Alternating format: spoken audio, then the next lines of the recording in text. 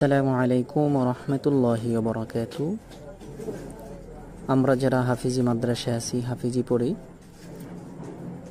আমাদের হেফজ সহজে মুখস্থ করার বা হেফজ সহজে শিক্ষা করার সুন্দর একটি আমল।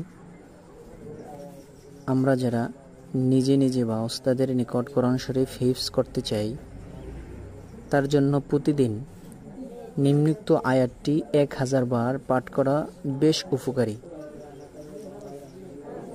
এই আয়াতটি পাঠ করার পূর্বে ও পরে 11 বার দুরূদ শরীফ পাঠ করে নিতে হবে।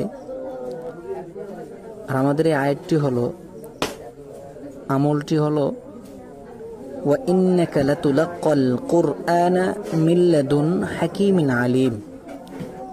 আবার বলছি, ওয়া ইন্নাকা লাতুলাক্কাল কুরআনা মিন লাদুন হাকীমিন আলীম।